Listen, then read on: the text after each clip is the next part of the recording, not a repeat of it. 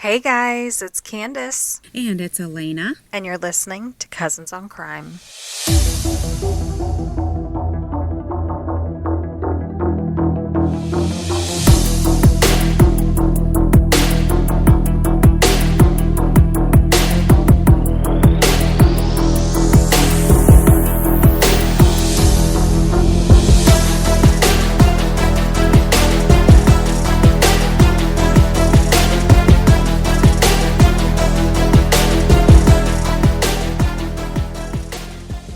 Hey Lena. Hey. Hey. Hey guys, before I forget, because I do things like that, we told you guys about our merch. We'll be closing the merch shop August 30th. Okay. Yeah, so don't So snooze get and it lose. right. Just picture it. The year is 2033, okay? 10 years from now. And you see somebody walking around with a vintage Cousins on Crime first edition t-shirt, and you're like, whoa. Where do I get one of those? Yeah, and the thing is, you can't. You can't get one of those anymore because it's first edition. You know what I'm saying?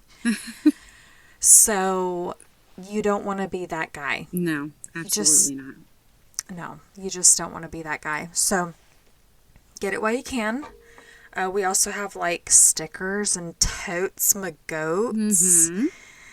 Anyway, yeah, support our show if you love us. And if you don't love us, why are you listening right now? Is my question. Anyway, okay. I wish I had an ice-breaking question for you, Lena, right now. You don't But I have one? don't. No. I've got one. Don't. Oh, go ahead. You what? Oh, you said go ahead. Do you ever put flavor packets in your water? I do liquid IV sometimes. Yeah. Because that's like the best way for me to get my water intake. Uh-huh. And you can get the water flavor packets at, wherever, Walmart, Kroger, your favorite grocery store. But I don't know if this one's at every single one of them. So Sonic has the cherry limeade packets and the ocean water packets. What? And I've been really loving those. Like right now. Sonic Drive-In? Well, no, I'm sorry. They're sold in stores? You don't get them at Sonic. You can get them at Walmart. Okay. It's the You can get them in the store, but they're Sonic brand. Sonic brand. Wow. And right now I'm drinking the ocean water flavor packet. Does it taste like ocean water? It does. Like a dream, actually. Wow. Like I'm going to have to check that out. I don't know if we'll have it here in South Carolina because we're not that cool, but I'll have to check next time. Well, if you look and don't, I will mail you some. Okay.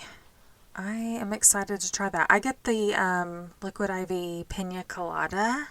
Okay. And so when I drink that, I pretend I'm drinking a pina colada. Yeah. I can. Yeah.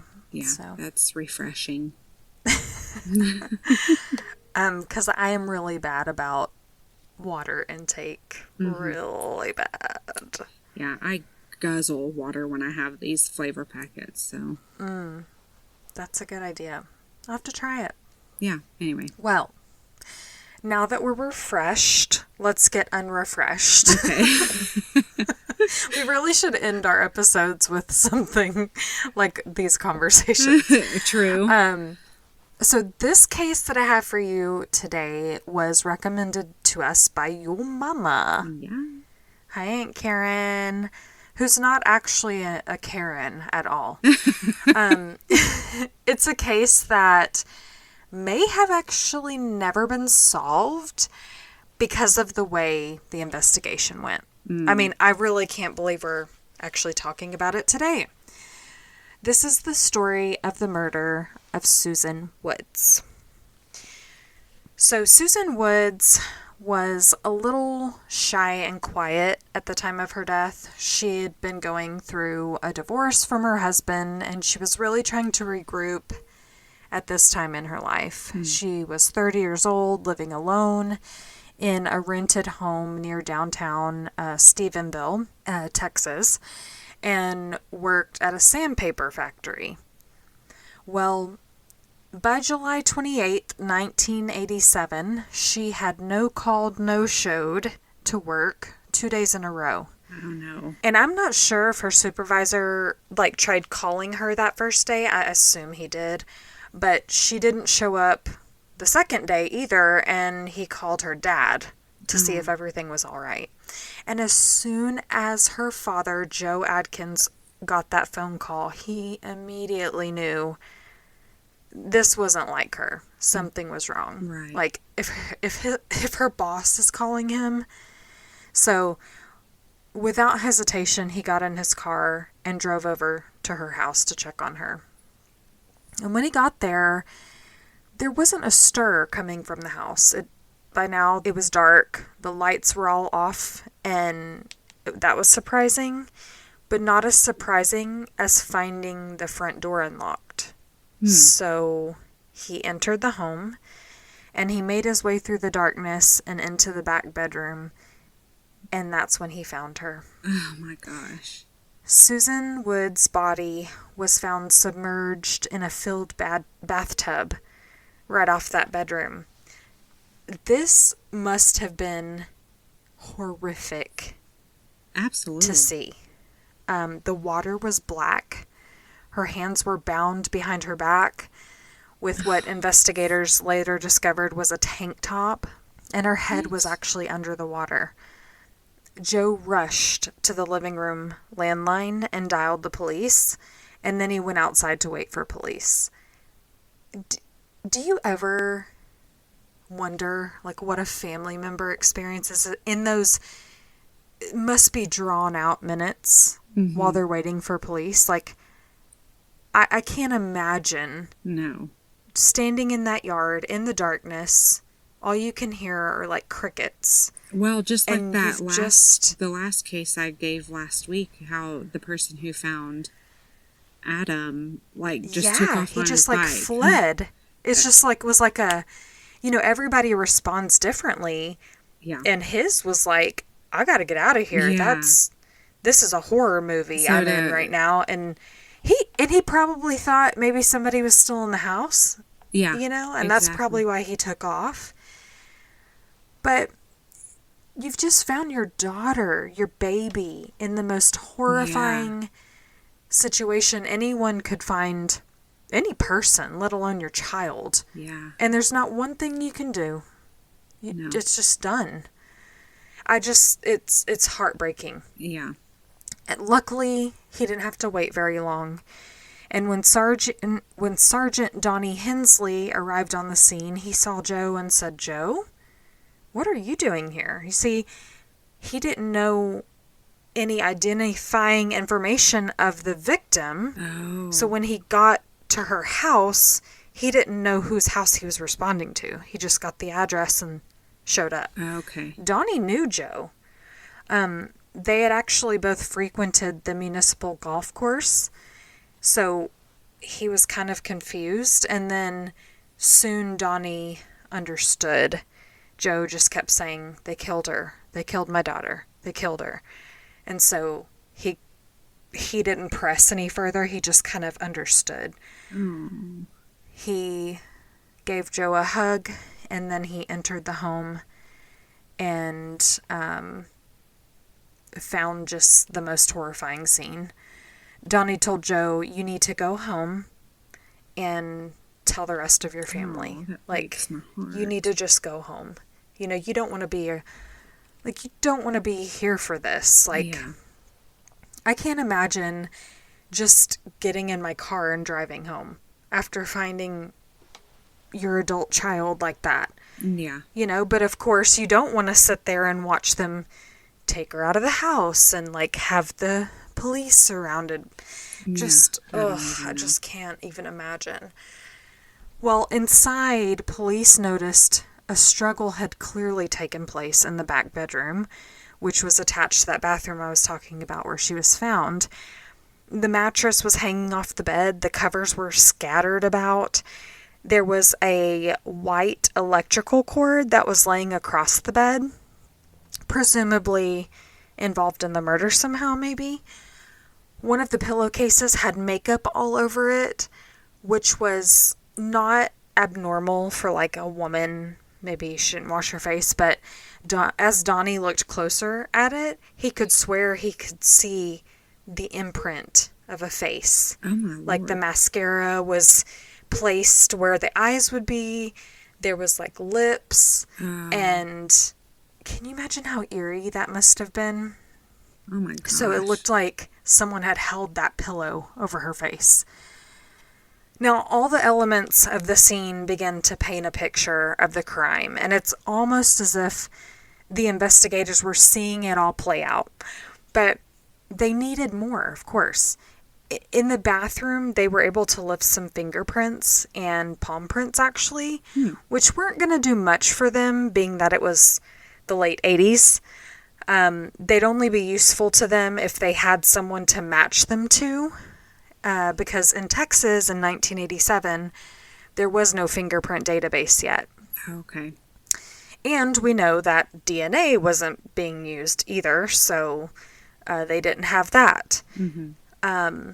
At autopsy, the medical examiner noted a red line across Susan's throat, indicating a possible strangulation, maybe from that electrical cord found on the bed. And trigger warning here, she had been raped and sodomized. She was badly decomposed because they estimated that she had been in that water for at least 2 days. So they were not able to determine manner of death. It just wasn't clear. They said could have been strangulation, could have been suffocation, and they even thought she could have drowned in the bathtub. Like she may have actually been alive, still been conscious, when she was placed into the bathwater. Now, Stephenville hadn't seen much in the way of murders, certainly nothing like this. Now, just one day after Susan's body was found, Lieutenant Ken Maltby announced that he'd be taking over the case alone.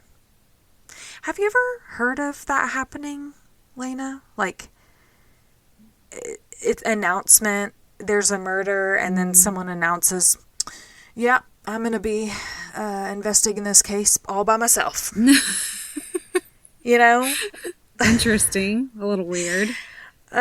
Seems a little arrogant to me. Yeah. And it did to Donnie Hensley and the officers that arrived on scene as well. And to this day, Donnie, who's now retired, he can't let that go. Like, he was just booted off the case right away. Yeah. Well, this Ken Maltby guy wasn't the hero that he thought he was. He did little to investigate the case, made no progress, and a couple months after Susan's death, he ended up taking over the narcotics unit. So nobody was officially taking back over the case, so Donnie did in his spare time. I don't know what Donnie was assigned to at this point in time. I just know that he was looking into this case in his free time. He wasn't permitted to do it at work. Gotcha. Now, he was walking into a mess, though, because there were no written reports, nothing in the way of who'd been interviewed or what they had said. Yes, Donnie had to basically start over as if it was day one. That's maddening. Yes. And he would have to re-interview everybody, re-canvass the area, pretty much everything that may or may not have been done already. Wow. Now, interviews with the few friends she had produced more details about Susan, particularly like in this stage of her life. I mentioned she was going through a divorce, but when her husband left, he left her high and dry, pretty much. He moved out of state. He took their car, their only car. So she basically had to bust her tail working 6 days a week at this sandpaper factory, which makes my skin feel really dry right now. And I need some lotion.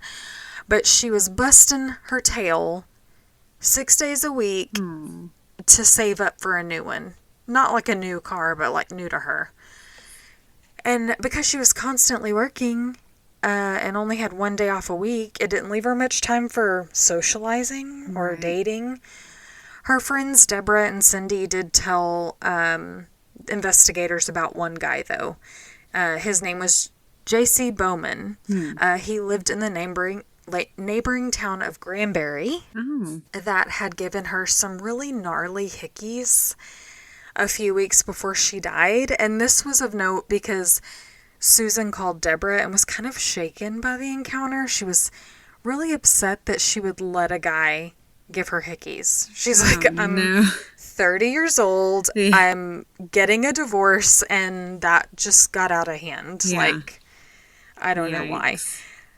Side note, one time I burned my neck with a curling iron in high school, and my mom thought it was a hickey, so I understand the shame that is associated with it. Right, you burned your neck. Okay. No, I really did. No. I really did. When Donnie spoke with JC, he seemed like a really nice guy, and he did admit to having a little fling with Susan. He said, yeah, we slept together once, and things ended when I gave her all those hickeys. Like, she didn't like that. So that was a little cringe for her. His prints were taken and compared to the prints found in her home, and they were not a match. Okay. He passed a polygraph, so Donnie moved on. There was one more person Donnie briefly entertained, and that was Cindy's boyfriend at the time, Roy Hayes. Remember, Cindy was Susan's best friend. Now, Roy helped Susan out around the house a lot. Just doing things her husband might have done, but he was no longer around for. At one point, she felt really worried about living there alone, so he had nailed some windows shut for her.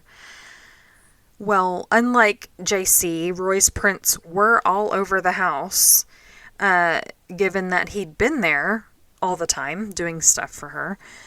And Roy played Dungeons and Dragons, which, 1980s satanic panic and all of that sort of made Roy look like a possible suspect, because they were like, oh, he's into Dungeons and Dragons. He must be into like Satan-y type things. Right. But Donnie had soon let go of the theory about Roy too, because he also passed a polygraph, and there was really nothing other than speculation, basically, that had suggested he might be involved. Donnie began reviewing the crime scene photos to refresh his memory of that night. He was the first responding officer, but, months had passed. So there was no apparent forced entry, which suggested that she may have let her killer into her home willingly. Something else, on the coffee table in the living room, there was an ashtray with 6 cigarette butts and a can of Coke. Susan was not a smoker, and according to one of her friends, she didn't even drink caffeine. Water only, according to her friends. And this finding suggests that she may have had company, right? So she may have had company, she let them in willingly. It's probably somebody she knows, right? Right. By now, months had passed since Susan's murder, and though Donnie didn't feel any closer to the truth, everyone in Stephenville felt like they had already solved the case. Her husband did it. We haven't talked much about Susan's estranged husband, Michael, yet. So, Michael Woods stood out in a town like Stephenville. He was from Indianapolis, and he had moved to El Paso, Texas in the 2nd grade. Now, Stephenville in those days was a very conservative town. It was a small town. Everyone went to church on Sundays, and most businesses were actually closed on a Sunday. Dairy farms were very prevalent, and it was a dry county, so you couldn't even buy alcohol, not even beer. So if you think about people looking a little different, which Michael was, you were going to stick out like a sore thumb. Yeah. He wore a leather jacket, he rode a motorcycle, and Susan supported him financially, which, you know, in a conservative town, people are like, well, he should be taking care of her, you know? Yeah. So some actually called him a bum for that reason. And also because he'd lay around in the yard without a shirt on sometimes, lifting weights, sometimes chilling, just laying there. But neighbors really didn't like that. They thought this was weird behavior. After all, they certainly didn't see him at church, so he wasn't laying out in the yard praying, that's for sure. Yeah. Well, Michael was a little rough around the edges, no doubt, but he had a volatile upbringing. He grew up quite poor. His mother was hopping around from one guy to another, one place to another, and dragging him and his siblings around. So there was no stability in his life, and he ended up having 7 siblings because his mother, how do you say, was sleeping around a bunch of times. And it resulted in a bunch of siblings. And, you know, you kind of have pity for young Michael, right? Yeah. There's no stability. That's all he knows. So, Yeah. Well, when he was 15, his mother moved the family yet again to Virginia this time, and he took up the guitar. He really got into playing music, and he began to play on street corners and stuff. I think he was just not wanting to be at home, you know? Gotcha. And as he puts it, being on the streets was, quote, it wasn't as rough as being at home. So he ended up in Stephenville, though, because a friend of his had offered him work. And that's where he met Susan. She was quite the opposite of Michael, and her friends were really surprised that she had gone for a guy like that. But she thought he was adorable. She didn't date in school. She was very quiet. Like I said, she was shy. And now she goes for this bad boy type. So it wasn't just her friends. Her family was not impressed either. They didn't believe he was suitable for their daughter. Michael and Susan dated for a while, then they moved to El Paso in 1980 and married. He had another job opportunity, and I think Susan felt like maybe this time he was going to take care of her. So she went with him, but she obviously came from a conservative family, and she was like, you've got to marry me. if we're going to be, you know, living together away in another town, like, you've got to marry me. So, and you might have guessed, this job opportunity fizzled out. And they went crawling back to Stephenville. Oh. Michael didn't seem to be able to ever hold down a job.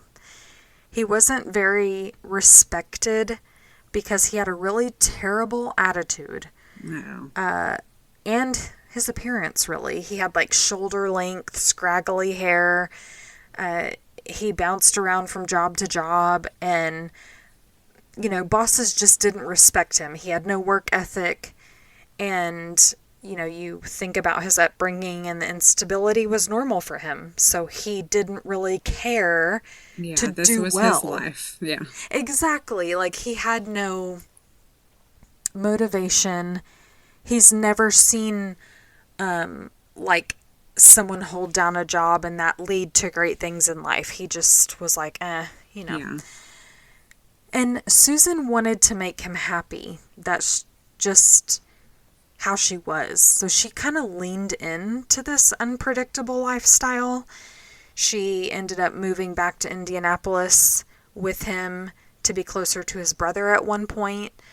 They moved other places to try and make things work, but they never settled down. In fact, someone would say, oh, you didn't unpack that box. And she's like, yeah, I don't think we're going to be here long. Oh, you know? no. She kind of knew that they needed to go back to Stephenville. Like, we need to go back. You know, that's where my family is. That's the only thing I know. And I'm really the only one here having stability. And if we're going to make it, Yeah. So they ultimately ended up back in Stephenville because, let's face it, Susan was the stability in the relationship. Mm-hmm. And basically, when they got back there, she's like, okay, you're going to have to cut the crap, like, let's just start over.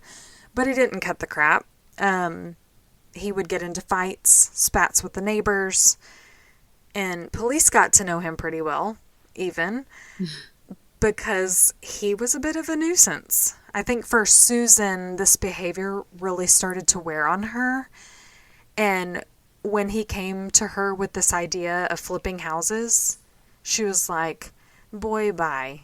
Mm-hmm. She was working and supporting them both. So she comes home after a long day of work, cooking him dinner. And he's like, hey, I want to take your hard-earned money and gamble with it and do something that I have no idea what I'm doing, And she was like, no. Yeah. And it was over for her. Oh, man. Well, kind of. You know how relationships can be. It's hard to make a clean break when you've got so much history with someone and they were married, Mm-hmm. Though Michael ended up moving back to Indianapolis to be near his brother, he told her, listen, I want to come back. Let's give it one more try. When he came back and tried again, it didn't work. So he went back to Indianapolis. And that's when he took the car. He took their car. But he did leave her something, which was really nice. It was a cassette tape containing 30 minutes of the worst things you could possibly say to someone that you love. He accused her of single-handedly ruining their marriage and just basically ripped her to shreds. Trashed her friends and family, too, while he was at it. And if that wasn't enough of a screw you, he hid notes all over the house for her to find that basically said the same thing. That's awful. Yeah. Everyone was really concerned for Susan's safety. Mm-hmm. They felt confident that he was gone, out of town. Okay. But this was really, scary. Just his tone in the recordings and the notes. And that's when Cindy's boyfriend came over and nailed all her windows shut. Because she insisted on staying in the house alone. I think she was like, her mom had said, come stay with me. And she's like, no, I'm not going to do that. I need to, keep doing what I'm doing. Yeah. And so that's why they nailed her window shut. So once Susan filed for divorce, this was about the time she actually filed for divorce because of all the notes and stuff. Once that happened and some time had passed, things began to shift for her. Her friend Cindy said that she was starting to allow herself to have fun again. She'd had a little fling with old JC and Granberry with the Hickeys, and they all kind of started to breathe a sigh of relief. Like she was going to be okay. She was going to move on from this chapter. And then just 4 days after Cindy and Roy had seen Susan at a local carnival, her body was found. Oh. When Donnie Hensley took on the case and began his investigation, Susan's father, Joe, hounded him nearly every day, just like my dad would, and just like your dad would. Mm-hmm. And he kept offering up the only person he could think of in the world that would do this, and that was Michael. Yeah. It was obvious to him. It was obvious to everyone in Susan's life, and word was spreading through the town of Stephenville. Now, Michael, now back in Indianapolis, was visited by some local police, and they came by and said, hey, can you come into the station for questioning? And now you and I would be like, why? What happened? Yeah. But he was like, fine. Because this is Michael we're talking about. He was actually having a bit of trouble with a neighbor at the time, so he thought this was related to that. But when they got him in the room and began questioning him, he quickly realized this has nothing to do with this dispute with the neighbor at all. They outright accused him of killing Susan, and he was like, what? Like, he seemed genuinely shocked to hear this news, especially in this way. Mm-hmm. He says he vomited. He just couldn't believe that she was dead, and that's how he found out. Wow. They pressed and pressed him for a confession, but he quickly lawyered up. Now, Michael's attorney advised him, of course, not to say a word about anything to anyone, even alibis, even alibi witnesses. He's like, just don't say anything to anyone. When investigators from Texas turned up in Indianapolis to take him back to Texas, he showed them a gun. He pulled up his shirt and showed them the gun sticking in his pants. Not want to come with me, sir. No, Michael had the gun. Oh, Michael had the gun. Michael had the gun, yeah. He showed them the gun, and he was like, try me. Ooh. I'll shoot you right where you stand. So, police really had nothing. They couldn't take Michael back to Texas. They didn't have anything to take him back for. And this really set the tone for law enforcement in Texas and Michael going forward. It was like, whoa, police were, now this was no longer just some guy laying out in the yard with no shirt on. He's now got a gun and he's threatening the police. Wow. So Michael had refused to go to Texas, give his fingerprints, or provide any other biometric information they wanted. But they weren't going to give up on this. They needed to find a way to get those prints. Right. And they figured the only way to do it easily would to be to arrest him for something. And this shouldn't be hard, right? This is Michael we're talking about. So investigators headed back to Indianapolis and watched Michael. They just sat outside his house watching him. And they remembered that Susan's parents had told them that when he left and took their car, he also took a bunch of Susan's stuff, like a fur coat and some crystal figurines. So they see him and his brother doing this garage sale. And they're like, okay, if we can get him in possession of some of her stuff, we can just arrest him for a theft charge. So they get this search warrant. They couldn't see anything from the car, so they get a search warrant to search the whole house, basically. They didn't find any of Susan's stuff, but they did find some pot in Michael's sister-in-law's purse. Oh, wow. So they were like, that'll do. Yeah. So they arrested him for that and ended up getting his fingerprints, but they didn't match. They didn't match the ones lifted at the crime scene. Are you serious? This had the police completely stunned. And they felt like, well, there has to be some sort of mistake. They probably told the analyst, check again. Check again. Run the prints again. Well, Johnny Hensley was reassigned to patrol, and years rolled by. So no one was working the case yet again. All the progress they were making was just a waste. And with nothing to go on, the case went cold. Like I said, nobody was working it. Donnie had moved on from the police force, actually, entirely, and went to work for the United Nations. So literally no one was working the case, and that really haunted him. He had nothing to go on. I can imagine for an investigator, it's like someone saying, okay, solve this jigsaw puzzle, and giving them no pieces. Yeah. I mean, how good do you have to be? Right. Here are no pieces to the puzzle. Now tell me what it means. Tell me what happened. But as years went on, he never forgot about Susan. I mean, he had grown to really care about her and her family. Her family had never changed their mind about who was guilty. And her friends, Cindy and Roy, they ended up getting married, believed it was Michael, and everyone started believing the same thing. Oh, man. Now, Susan's parents sued Michael for an $11,000 life insurance policy that he collected after her death. Michael didn't attend the court proceedings, so the judge sided with her family and awarded them that $11,000 and another $700,000. Wow. And ordered Michael to pay that. Of course, they'd never see that money. Well, yeah. And actually, the judgment couldn't be enforced unless Michael re-entered Texas. Oh. So, but that was just one more strike against them.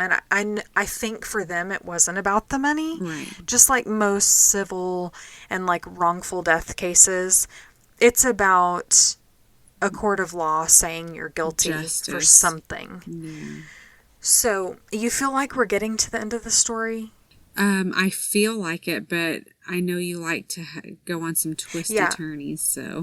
We're not getting close. Oh, okay. Because even more time passed. More years were going by with no answers, and by the early 2000s, a new investigator, Don Miller, was asked to look into a few of the cold cases in the department, including Susan's. Now, Don Miller is not to be confused with Donnie Hensley. Right. But they were friends, funnily enough. Don looked over the case and felt like, we got DNA now. Maybe he could get something off those cigarette butts. So he sent those off for analysis. Don contacted Michael Woods and said, listen, you've got to help me out. If you didn't murder your wife, we could clear your name right here and right now. I think for Michael, he finally felt like someone was motivated to find the truth about who killed Susan and not pin it on him. Right. You know what I mean? Right. Like, the way it was approached with this new investigator was like, hey, let's clear your name. Yeah. Not, give me your DNA so that I can prove it was you. Yeah. And guess what? Michael did submit his DNA. And guess what? Michael's DNA did not match the DNA found on those cigarette butts. Wow. With this, Don called up Michael and said, you're clear. You're not the murderer. And Michael broke down. He knew he didn't kill his wife. But to be officially cleared was a weight off of his shoulders that he had been carrying around all of these years. Yeah. He may not have been, the most stand-up guy, and he may have been the easy target for this, but he could really move forward now, And he couldn't do that before. He actually did volunteer to give his fingerprints and blood samples to the police way back when in Indianapolis. In Indianapolis, not Texas. Right. But the Texas police wanted to have full control over collecting his fingerprints and his DNA because they wanted control over all of that.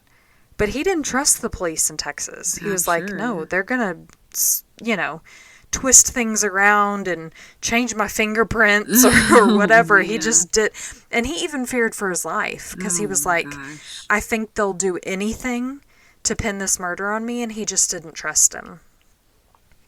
So with Michael cleared, they could stop chasing their tails. Because let's be honest, when an investigator or an investigation puts blinders on and they fixate on one person, you're chasing your tail. Yeah. Right?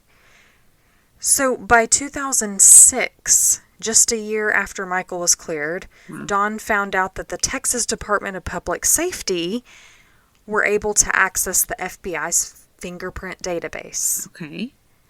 There must be some part of him that was super excited, but also like some part of him that was reserved. But they got a match on the fingerprints. Tell me. Joseph Scott Hatley. Joseph Scott Hatley? Who's that? Yeah. Who is His that? prints ended up in the database because he was arrested in Nevada in 1988 for robbery. Okay. His name was never brought up in Susan's file. So who was this guy? Well, Joseph came from a well-to-do, hard-working family in Stephenville, and he had lived there locally his whole life. Huh. The family attended church every Sunday. Turns out he'd also, trigger warning here, raped a 16-year-old girl. Nope. But he was never indicted for the charges because a grand jury, for some reason, would not hand down an indictment for him. Interesting. Now, in looking more into this reported rape case, which was brutal, Dawn was finding similarities to Susan's murder. Mm-hmm. The young woman reported that Joseph told her if she didn't comply with him being on top of her and violating her, he would kill her because he'd done it before. Oh. Yeah. Now, let's jump to 2021. Okay. 15 years later.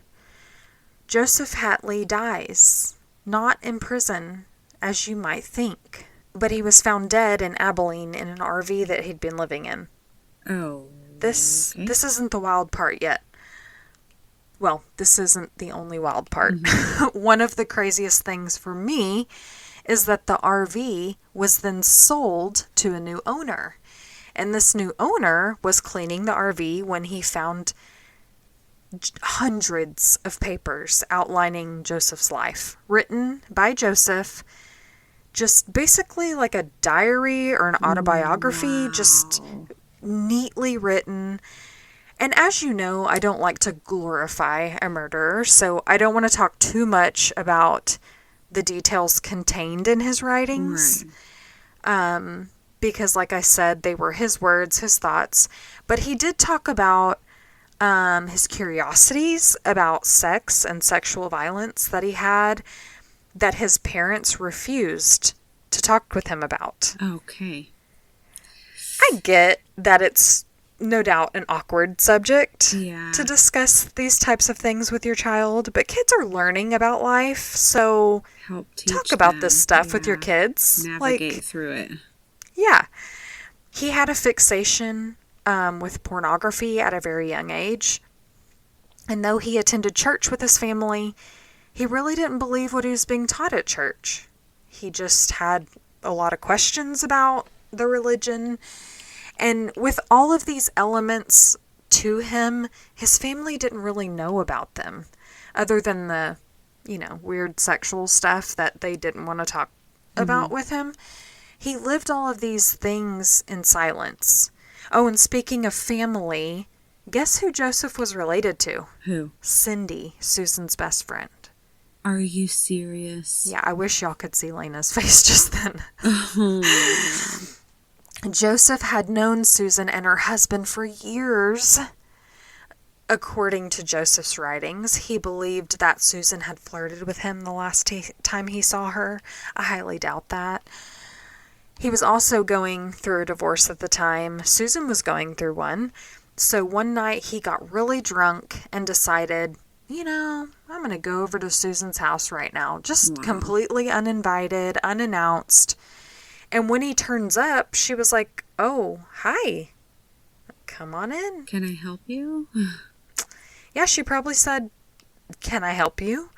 But she invited him in. I mean, she knew him. Yeah. She knew him for a very long time, and so she invited him in. And he says after that, everything was a blur. He remembers raping her and severely hurting her. He remembers the struggle, and he knew he couldn't just leave her house like that because she said, "I'm going to tell, what you've done." Mm-hmm. And then she got scared and said, "No, I won't tell anybody." And so he admits as much in his letters that he had brutalized her. Wow. And then he murdered her. He couldn't just leave her. He just couldn't leave like that. Yeah. He said he didn't go there intending to kill her. Things just got out of hand. But in the days after Susan was found, of course, he knew of the ongoing investigation because it was all over the local news. Of course, he killed her. Of course, that's how we knew. Right. But also his cousin was the victim's best friend. So he's hearing all the stuff about, what's going on from his cousin. So he went to Susan's funeral. He didn't bat an eyelash. He even signed the guest book at the funeral. Yeah, gross. In his confession, he says he felt no remorse. He even expressed what a shoddy police investigation had taken place. He said that, quote, "A basic investigation would have identified me in only a few days," end quote. Right. And you know what, Joseph? I happen to agree with you there. Yeah. Oh my God. Joseph was never interviewed. Never interviewed. His name wasn't anywhere in the file as being relevant to Susan in any way, shape, or form. I mean, her best friend was Cindy, and he was her cousin. You know what I mean? And they hung out, what he referred to in his rambling as the round table. Like, they would just hang out, play cards, whatever, all the time. Now, this coupled with the police not prosecuting him for the rape case, I mean, he must have felt invincible. Just murdered someone, got away with it. Raped someone, got away with it. So he ended up moving to Nashville after Susan's murder, got married, had children, as they do. Gosh. And all while working as a long-haul truck driver, he was going around the country continuing to violate women. Wow.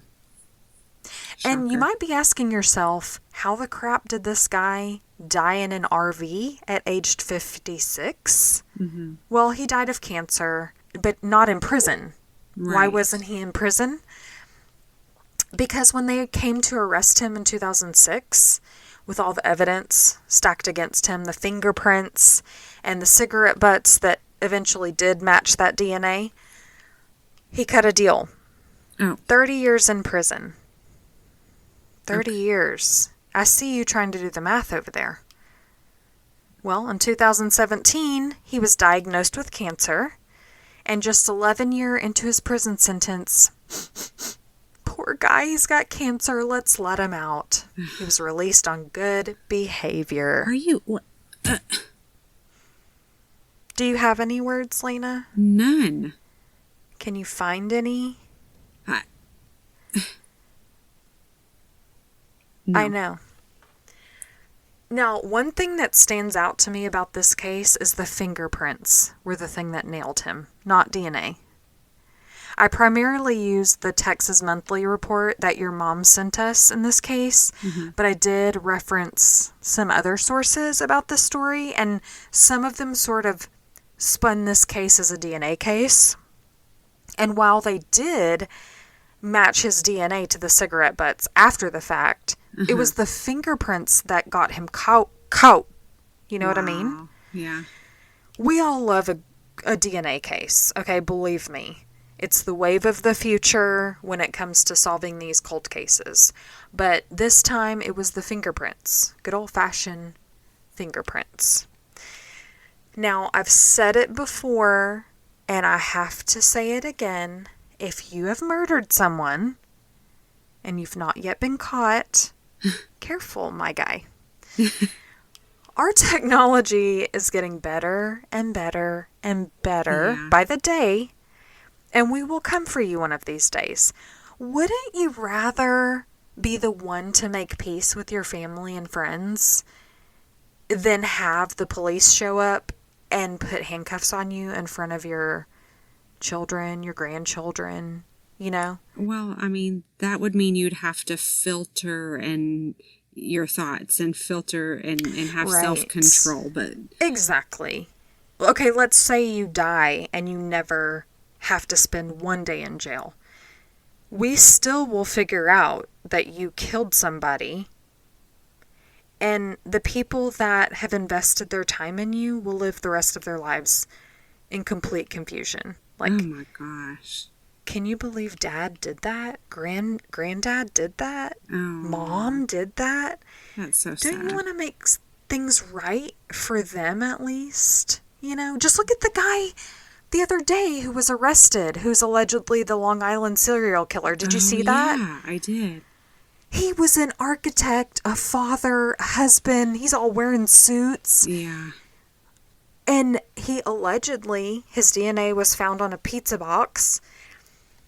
Maybe I'll do that case at some point, but I think it's been done on a lot of podcasts, so maybe not. But yeah. I think I might be wasting my breath here, because if you have killed another person and can just carry on with the rest of your life, that's monstrous. Like, and they likely care about no one else, even their offspring, even the the women they marry and the people they bring into this world after the fact, the children, the grandchildren. It's to be able to compartmentalize a whole nother. That's it, Lena. That's the exact. It's compartmentalization. They are putting that person, their monster, in a box under the bed.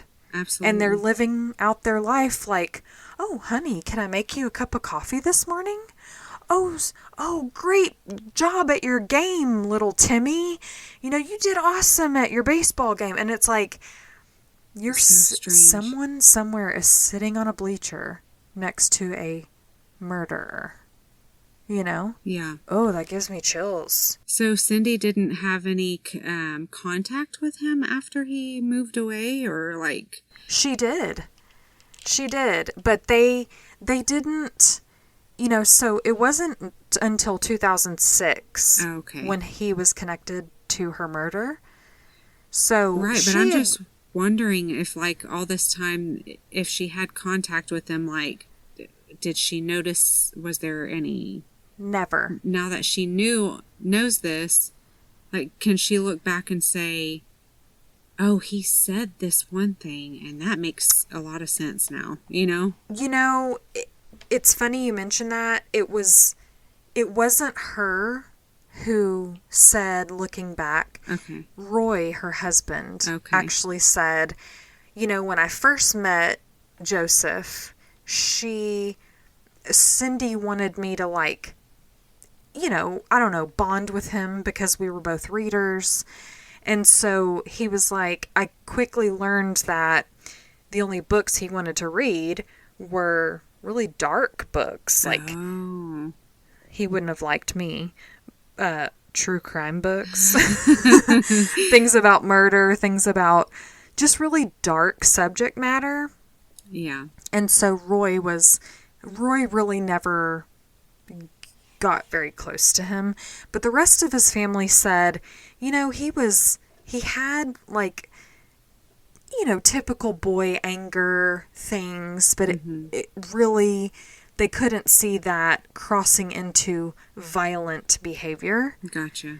And so she actually, after he was tied to the crime, they didn't believe it for a while. Until, of course, then the DNA matched and then everything. And then, of course, many years later, with his confession and everything like that, they've made peace with it. But, yeah, it's funny. I think his family knew him to be a bit of a, different kind of a kid. But we have a lot of different kind of people in our family, We do. And we don't hold that against them. Right. It's just like, oh, that's just how he is. Yeah. Oh, he's got those quirks. And, oh, yeah, I saw him lose his crap one time, and that's okay. You know what I mean? Yeah, yeah. So, when you're dealing with family, I think people tend to give a little grace. Exactly. A lot of grace. Yeah. A lot of grace. But that's all I have for you for this case. It's wild that it took so long. But they got him, and that's... They could have got him on the third day. That's the thing, though. is Joseph is know. right. They could have solved this a long time ago. Yeah, and the fact that he's just sitting there kind of just like laughing, maybe not even laughing, but like, it's like these guys. No, he was laughing pretty much. He was like, wow, y'all suck at your job. I'm impressed that he wrote it all down. Like, Yeah. he just had to get it out of his mind or his brain. I don't know. To just knowing that if he died, people were going to come in and find his belongings. Yeah. Written, all these pages of stuff written down. He had cancer. He knew he was dying. He knew he would leave it there and somebody would find it, right? Right. Yeah. That's the weird thing. I heard someone say that deathbed confessions are to be believed. Like, you never underestimate a deathbed confession. That person is going to die. They have absolutely nothing to lose at this point. True. Yeah, that makes a lot of sense. Yeah, I heard that said in another case, and I was like, that's really powerful if you think about it, that he left that behind. He was like, I've got nothing else to lose at this point. And he even detailed about how he would rape women on the road, and as he was working as a trucker, and nothing was ever reported. Nothing was ever tied to him. Oh my God. Half the women he took advantage of were down on their luck, or drug addicts, or, right, sex workers, and, they are not inclined to report things like that because they're worried about getting in trouble themselves. True. So, just, shake my head. Well, thank you for doing this case. Very interesting. Rest in peace, Thanks for sending Susan. it along, Aunt Karen. All right. Well, this was great. Let's do it again sometime. Let's do it. See you next time, guys. Bye. Bye now. Well, thank you for listening to Cousins on Crime. If you're enjoying our podcast, please leave us a 5-star rating so that other true crime fans can find us. If you have any case suggestions or just want to say hey, email us at cousinsoncrime@gmail.com. And be sure to follow us on Instagram, where we post case photos and information at Cousins on Crime Podcast.